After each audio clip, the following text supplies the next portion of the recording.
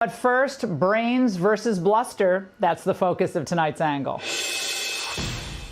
Made a lot of news last night with Secretary Scott Bessent, and he doesn't need money. But given the aggressive stupidity he had to deal with for the past 2 days on Capitol Hill, the man deserves hardship pay.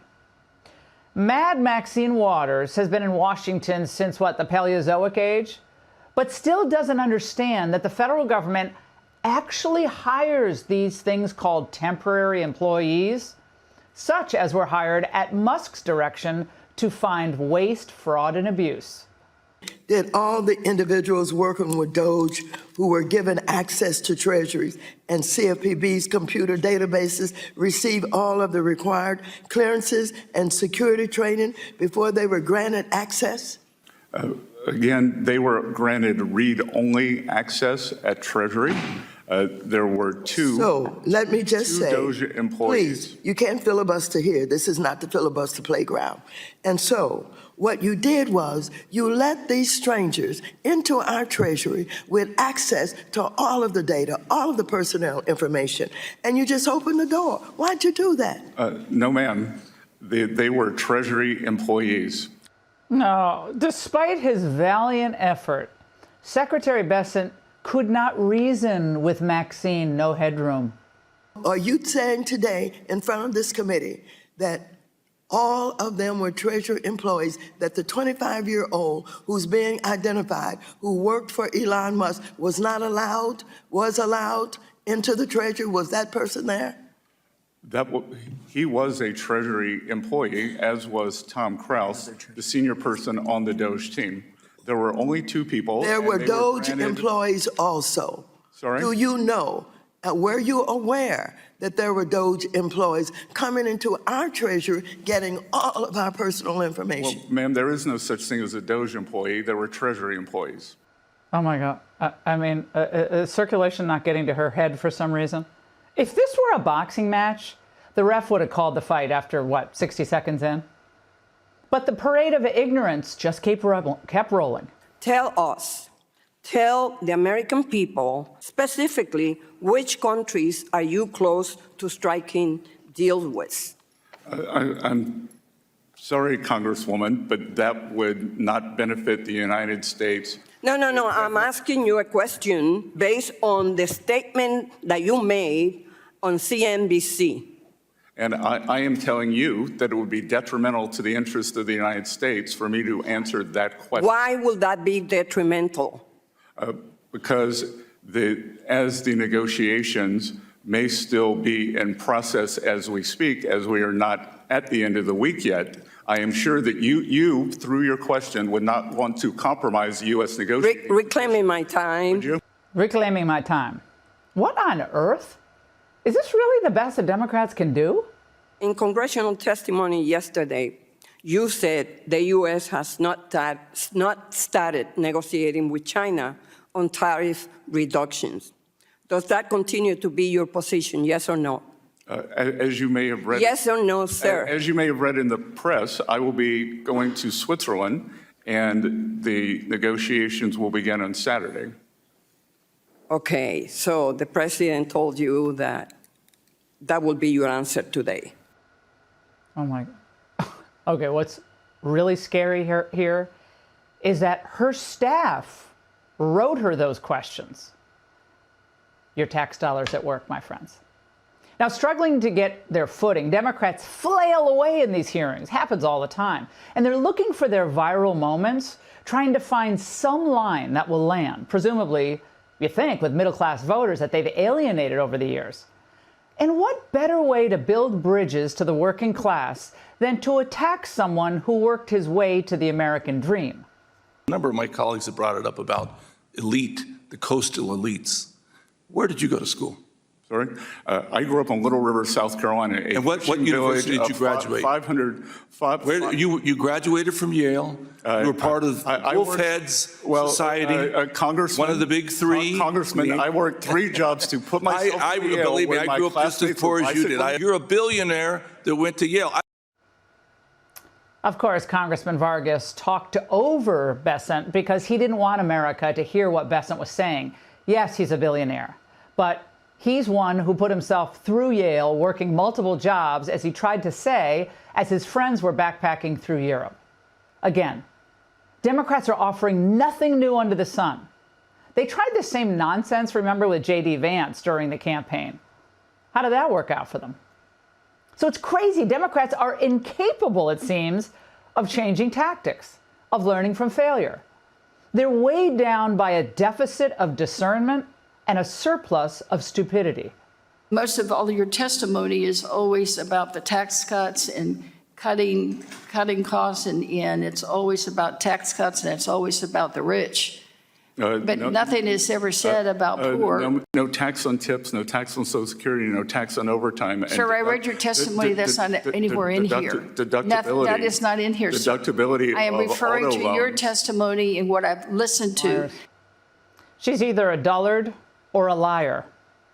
If Trump doesn't care about the poor, if he's only for the rich, how does she explain that Wall Street, the billionaire's playground, is the group most furious with Trump about his tariffs?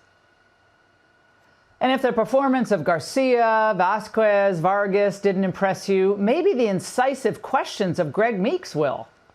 Who was the president in 2024? One believes President Biden. One believes? You one of those non-believers that the election, the American people didn't vote? I am not. You're not? You said one believes? Do you believe in the Constitution of the United States and it should be abided by? I believe in the Constitution of the United States. So you believe in it without any second thought. You don't have to think about it. You believe in it and you would abide by it. Is that correct? I have and I do, sir. Okay. But do you know that a president has said he may or may not? He don't know? But then, just when you thought that the hard left lost, well, the squad stepped up. Yes or no? Mr. Secretary, do you know what a car seat is? I have 2 children, yes. I figured as much. It's correct, you and your husband have 2 children. The administration had already hinted that it's considering exempting baby products, Congresswoman, from the tariffs, which shows the Trump administration's flexibility. It's a good thing. But Congresswoman Presley was there to grandstand and inadvertently made Trump's point that we're way too dependent on China for essential goods. There have consistently been more than 3.5 million babies born in the United States. That means millions of families in this country are doing what?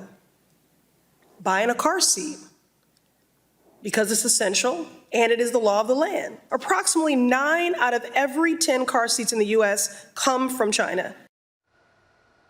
Well, here we go.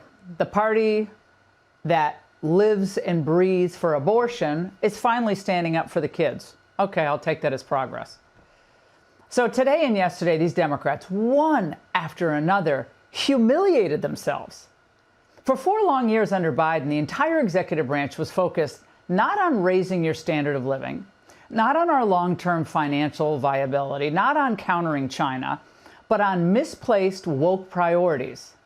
They were asleep at the switch.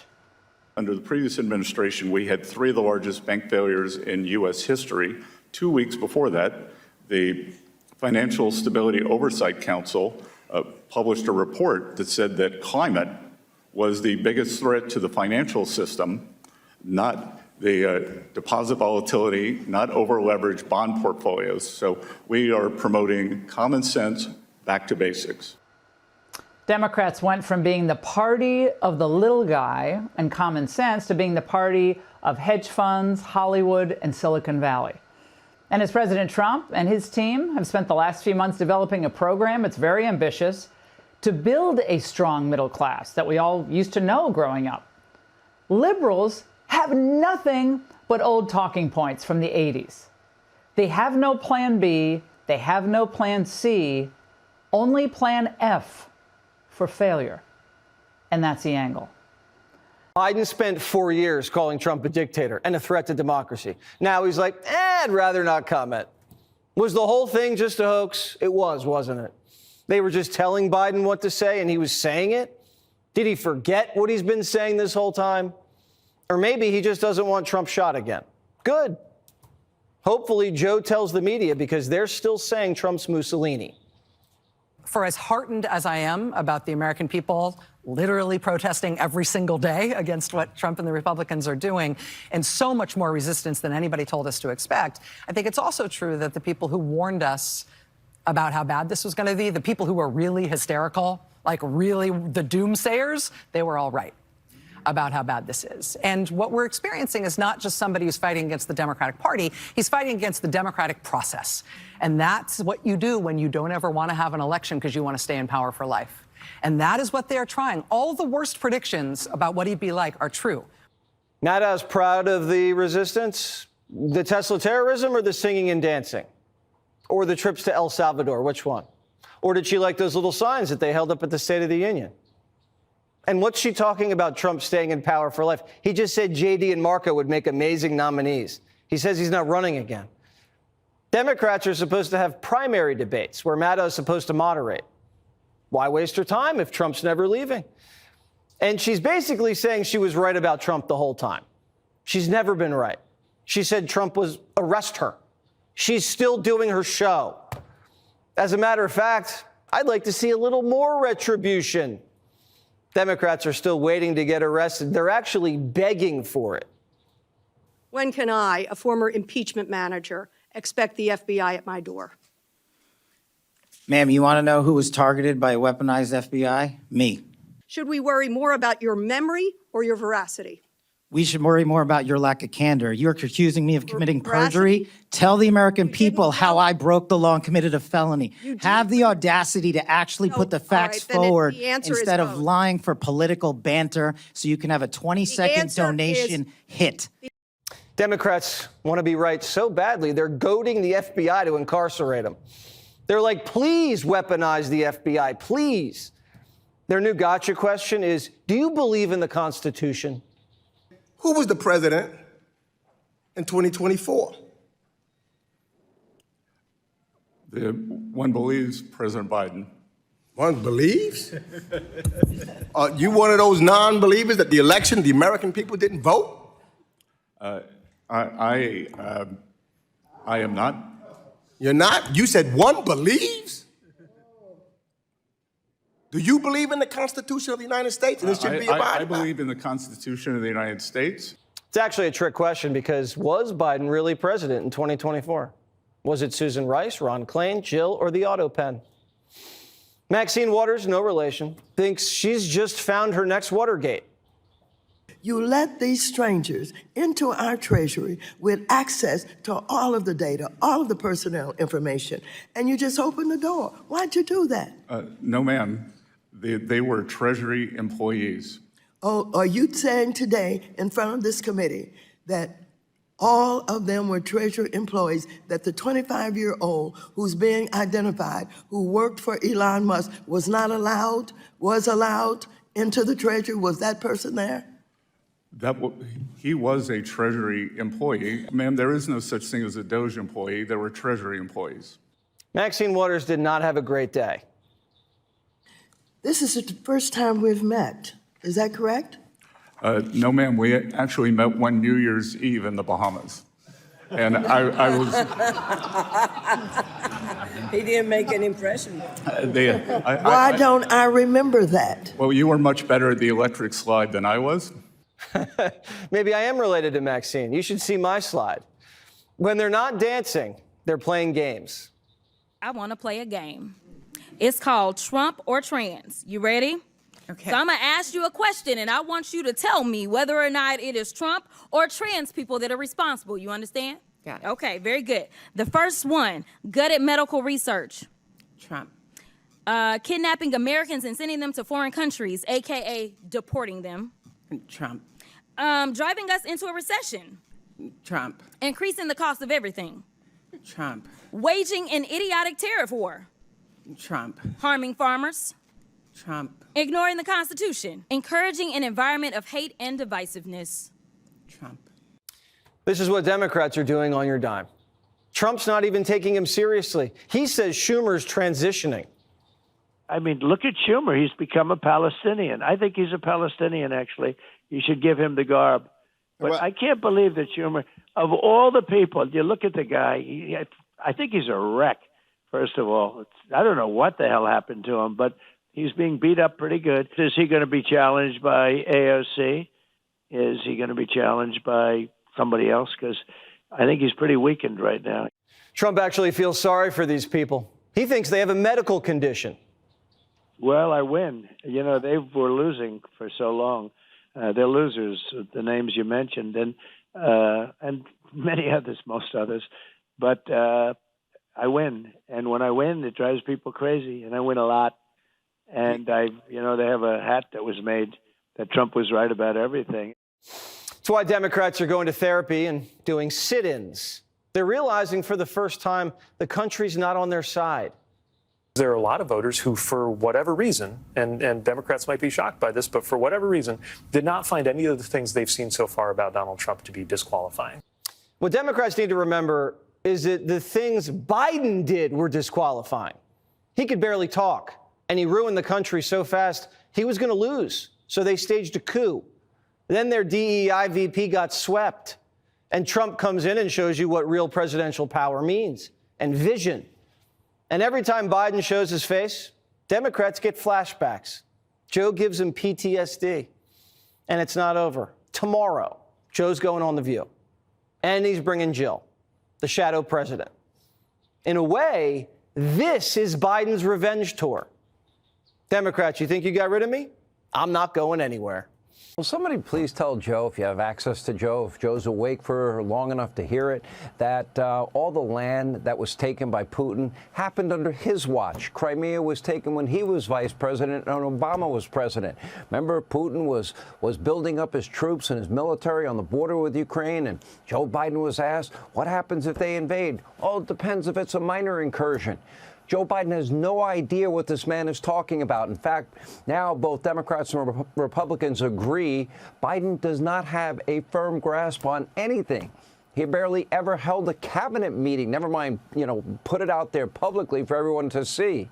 And by the way, he just simply wasn't mentally, cognitively up to the job. Everyone knew it then. Everybody knows it now. The left lied. The media lied. They all covered it up. Unfortunately, his cabinet was also incredibly incompetent for a variety of reasons. Look at Mayorkas, for crying out loud. Murderers, rapists, known terrorists, cartel members, gang members, Americans murdered, raped, victims of violent crime, fentanyl, opioids. Transportation Secretary, Pothole Pete. Keep in mind about Pothole Pete that he is now considered a real contender for the party's nomination in 2028. I don't know by who, but he was one of the worst transportation secretaries in the history of this country. Under this guy's watch, America's infrastructure pushed now to a breaking point. According to the current transportation secretary, Sean Duffy, quote, Buttigieg didn't lift a finger to fix our air traffic control system. It is 50 years old. Did they ever hear of modernization? Biden, Pothole Pete, they put the safety of every one of you at risk every time you got on a commercial flight, any flight. We are down, according to reports, thousands of air traffic controllers. There is a shortage. They never tried to hire people. Apparently, Pothole Pete was busy with other important things. Let's see. Celebrating Transit Equity Day, chairing the Equity Council, stopping racist roads, whatever that means, I don't know, building bike paths, and funding studies on gender nonconforming people. Now, there's more. According to a fawning, long-form interview with Wired, Pete also spends his, quote, cognitive powers, I didn't know he had them, on reading Iliad and a Norwegian novel titled Spring, while also studying Puritan historiography. Apparently, roads and bridges and air traffic controllers, were pretty low on his priority list. And it even gets worse. Pothole Pete was also tasked with implementing Biden's $42 billion rural broadband program. In the end, after years of work and billions spent, it connected 0 people to the internet. Nobody. Thanks to, did they ever not hear of Elon Musk and Starlink? Ever hear of that? Now, thanks to Biden and Buttigieg, there was an endless stream of regulations to this project. There were lengthy, complex climate mandates, environmental studies, strict DEI, union staffing requirements. There was a redundant map studies, dozens and dozens of other regulations that made the project totally, completely unworkable. Now, get this. Pete Buttigieg has the gall to go on MSDNC and complain about all the burdensome regulations in the U.S. He wrote the book on them. Take a look. The fact that it is so hard to build and do things in this country, and I lived this when I was at the Department of Transportation. We got 20,000 infrastructure projects done, but we could have done more if it were easier to complete the things that we start in this country, and we could have done it more efficiently with our dollar. There's a lot of work that needs to be done there, too. Those were your studies, your regulations, your mandates, and it was your lie that you were doing such a great job. Just like they lied, the border's closed, the border's secure. No, it wasn't. Joe is cognitively strong. He can outpace almost anybody. Pothole Pete did this, a perfect representation of everything that is wrong with big government and the Democratic Party.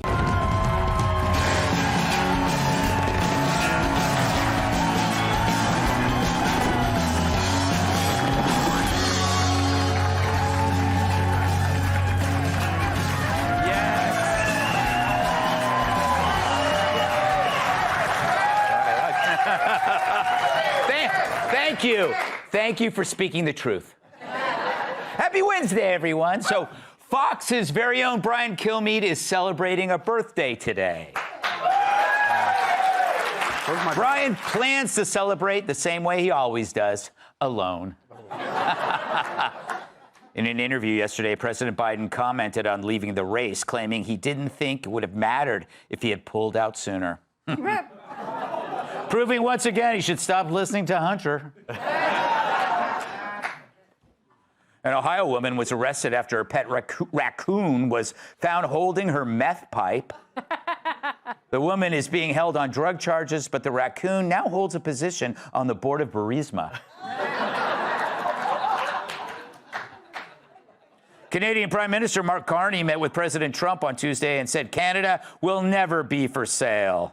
President Trump replied, "That's what she said."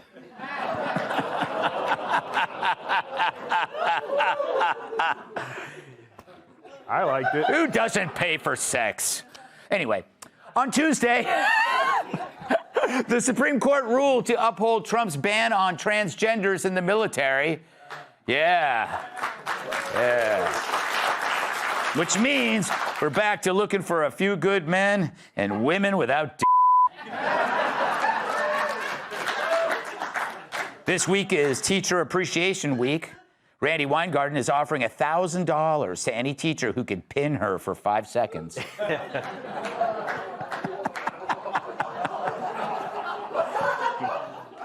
Disney is opening up a theme park in Abu Dhabi, the capital of the United Arab Emirates. It will be like the traditional Disney parks in America, except instead of the usual parade at 3 p.m., they throw Peter Pan off a roof.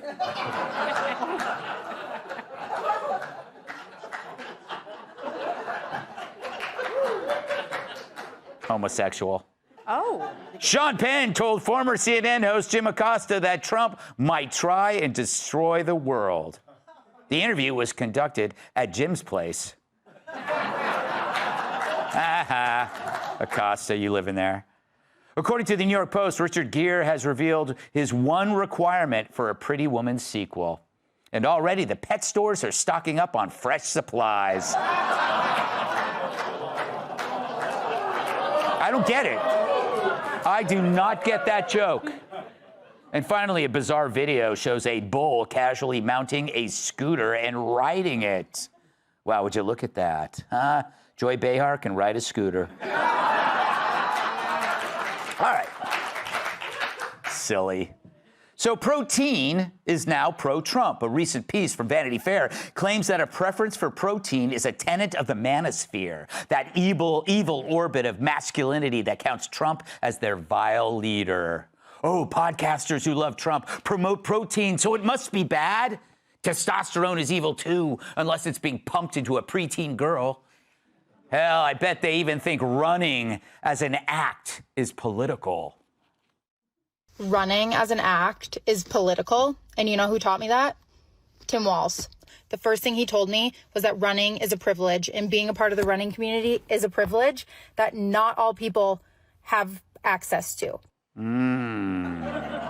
That was Hope Waltz, Tim's daughter, attacking a running influencer for visiting the White House. Yes, running is a privilege, which I hope she forgets when fleeing a mugger. Oof. But it's no wonder so many young men are running from the Dems when this guy was your face of masculinity. But the left's quest against the manosphere isn't new. They attacked Rogan for hosting Trump, pinned the UFC as a sanctuary for MAGA culture, and all because the left hates Trump. And why? Well, he works hard, doing more before 9 a.m. than the Dems do all year. He secured the border, restored our military, ended radical gender ideology. Suddenly, the military is recruiting more young men than a Twister tournament at Don Lemon's beach house. Yeah. Hey. But for some reason, the left ties discipline, hard work, and accountability to Trump, which means by process of elimination, they want you to be fat, lazy, and stupid. I believe the medical term is rosy.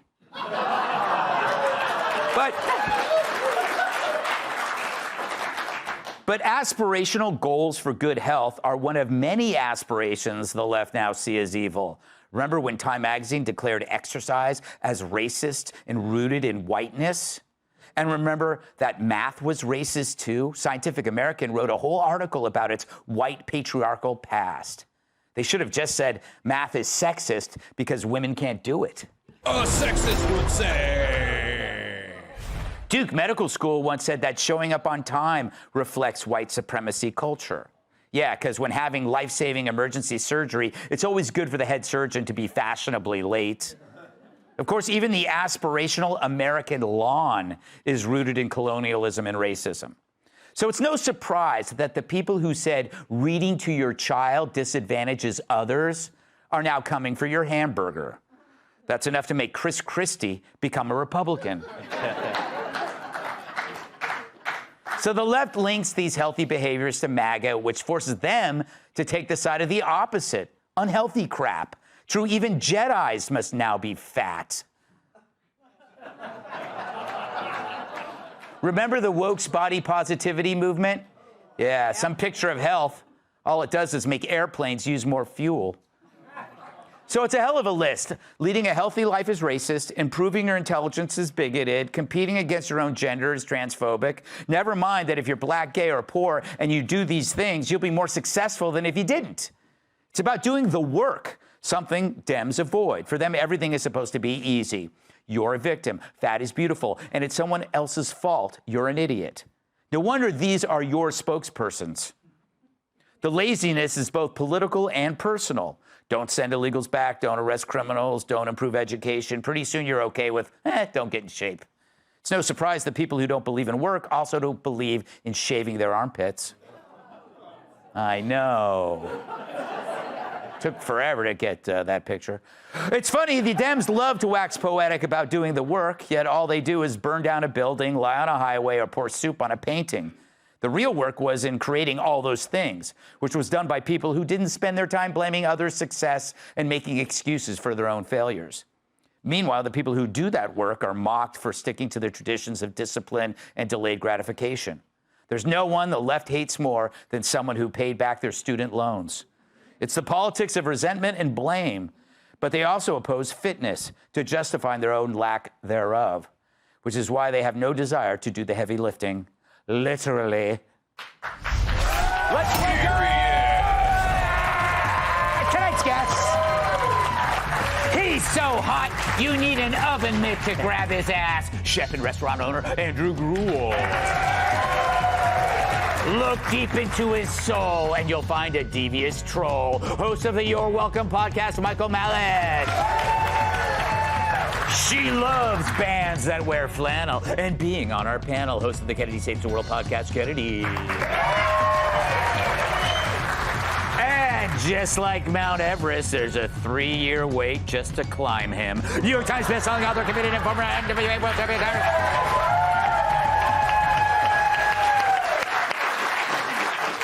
Andrew, you own and operate some restaurants. Do you notice that it's only MAGA people who eat protein?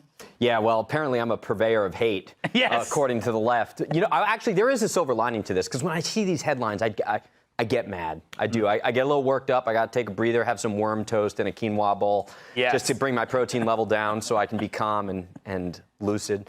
But there are really, in the grand scheme of things, no successful vegan or vegetarian restaurants. Yeah, there's a couple outliers, but you're not driving down the street being like, should we have McDonald's vegan, McDonald's vegan? I mean, it's like McDonald's, McDonald's, McDonald's. Mm-hmm. So I understand that really this is just about them trying to create something out of nothing. It's this like pseudo-intellectual drive to create an issue out of absolutely nothing. It also goes to show you how quick our news cycle is, because protein's been in for like 100 years. Yes. Like, this isn't anything new. Just because the Liver King was out there eating, you know, lamb hearts, like, that's not that big of a deal. There's one story on the outside. But what this comes down to, and I'm going to get big here, I'm going to get grand, okay, is that the right, or those people who think pragmatically and reasonably, not just the right, but many in the center, libertarians, right, we build things up, right? We create things, the left tears it down. So it's as grand as cities and architecture, but also ourselves. We want to be able to live without medicine. We want to be able to sleep well. We want to be able to feel good, comfortable, not have to take antidepressants.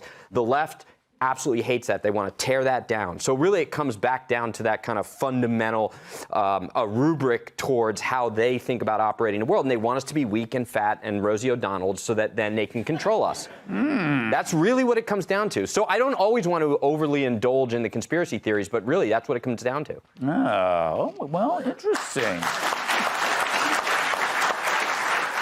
He said a mouthful, Michael.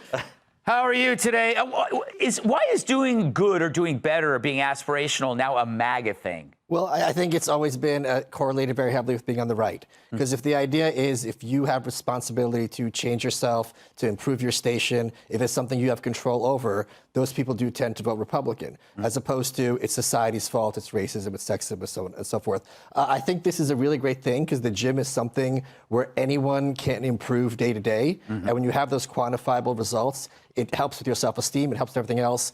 And at a certain point, it becomes, why do I need this nanny government or this politician to help me out when I have what it takes, maybe not to be Arnold Schwarzenegger, but certainly a better version of myself. So I think this is a great trend. It's great for people's health. It's great for their self-esteem. And it's great for society as a whole. And it's great for people to kind of, you know, be better children. Yes, you know, it's true. I go to the gym, you know, when I was benching twice my body weight. I've seen it. Yeah, it's amazing. You did 200? Yes, I did 200. Wow, almost Thank two you. plates. That's almost 2 plates. That's no joke. Wow. But you know what it is? You lift something up, you put it back down, That's not a you bench. build muscle. It's like, it's cause and effect. It's incentives. It's the most conservative thing in the world, Kennedy. You exercise. You run, don't you? I do. Do you think your running is a political act? No, and it's really funny because I was watching that, and it made me realize that Tim Walz's daughter, she made this big stink about, like, I'm not going to grad school now because, and I don't know what the stupid reason was, but, you know, she was grandstanding. She's like, she was never accepted because she's so dumb. Yeah, she's stupid. So it's like, if you go to sub-Saharan Africa, where they produce the best runners in the world, they're not people of privilege. Yes. You know, it's not Kenyans and Ethiopians living in gilded ivory towers who are flown in helicopters to their private tracks and they're, you know, with their nutritionists. It's people who do the simplest thing on the planet. Yeah. And oftentimes they can't afford footwear, so that's where barefoot running came from.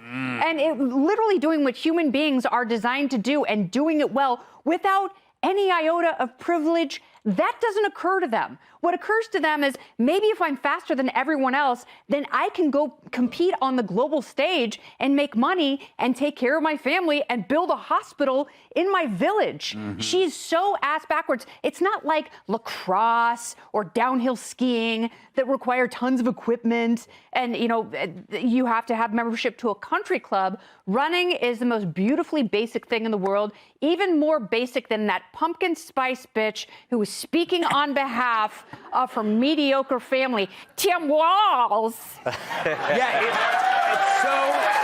it's so obvious. Like, you don't need to do like a 23andMe test. That's definitely his kid. Yeah. They're both stupid. Yeah. Tyrus, what do you make? Whoa, you got something there? Hold on, before we do this, man, I got to protein up. Hold on. Chug, chug, chug, chug. Oh, he's chugging it. Hold on.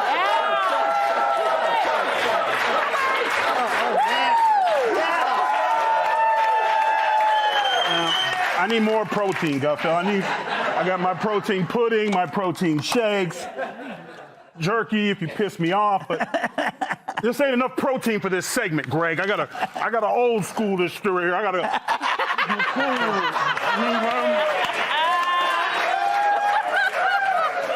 Where'd you get that? I took it from the staff. Because you know what happens when you eat protein? You dominate. You exceed. You ever seen a fat tiger? No. True. So you continue on with your weak-ass vegan soirees, and we'll keep working hard, training, being the best. Cameraman, zoom. Look at this. That's all protein, baby.